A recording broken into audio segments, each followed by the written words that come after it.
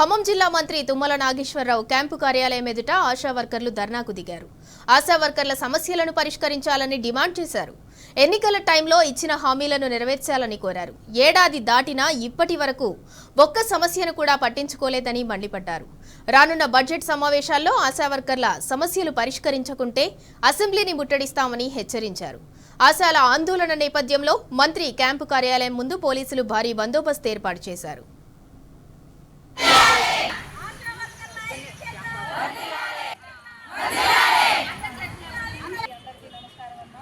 మరి ఈ రోజు రాష్ట్ర వ్యాప్తంగా మనకి ఇచ్చిన రాష్ట్ర వ్యాప్తంగా సమావేశాలు జరుగుతున్నాయి కాబట్టి మన సమస్యలని అసెంబ్లీ సమావేశాల్లో ఆశా వర్కర్ల ఐక్యత ఆశాల ఫిక్స్డ్ వేతనం 18,000 రూపాయలు వెంటనే ఆశాల ఫిక్స్డ్ వేతనం 18,000 రూపాయలు వెంటనే వర్ధిల్లాలి ఆశా వర్కర్ల ఐక్యత ఆశా వర్కర్ల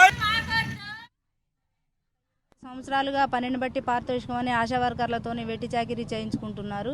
ఇప్పటికైనా మాకు ఫిక్స్డ్ వేతనం కావాలని మేము గట్టిగా డిమాండ్ చేస్తున్నాము. మరి ఈ ప్రభుత్వం వచ్చాకైనా చేస్తారేమోనని మేము ఆశపడుతున్నాము. అయినా కూడా మా ప్రస్తావన తేవట్లేదు.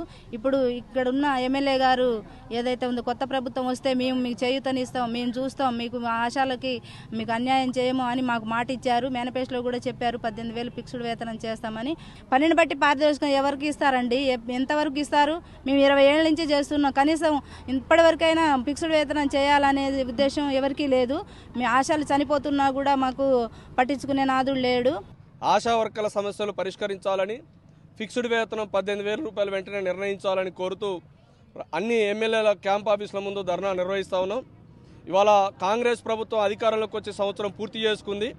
సంవత్సరం క్రితం మేము అసెంబ్లీ పార్లమెంట్ ఎన్నికల సందర్భంగా కూడా ఆశాల సమస్యలు పరిష్కారం చేయాలి, కాంగ్రెస్ పెద్దలందరూ కూడా ఆశలు నిరసన తెలియజేసేటప్పుడు టెంట్ల దగ్గరకు వచ్చి ఈ ప్రభుత్వం అన్యాయం చేస్తూ ఉంది, జీతాలు పెంచట్లేదు, కాంగ్రెస్ ప్రభుత్వం అధికారంలోకి వస్తే మీ న్యాయమైన డిమాండ్ మేము పరిష్కారం చేస్తామని చెప్పేసి చాలా వాగ్దానాలు చేశారు. అట్లా ఎన్నికల మేనిఫెస్టోలో కూడా కాంగ్రెస్ వాళ్ళు చేర్చారు. ఆశాలందరూ కూడా మేము ఫిక్స్డ్ వేతనాలు నిర్ణయిస్తామని, కనీస వేతనాలు అమలు చేస్తామని చెప్పేసి వాళ్ళ మేనిఫెస్టోలో కూడా పెట్టారు. కానీ సంవత్సరం కాలం పూర్తయిన తర్వాత కూడా కాంగ్రెస్ ప్రభుత్వం ముఖ్యమంత్రి కానీ ఇటు మంత్రులు కానీ ఎవరు ఈ సమస్యల కనీసం ప్రస్తావన తీసుకురావట్లేదు.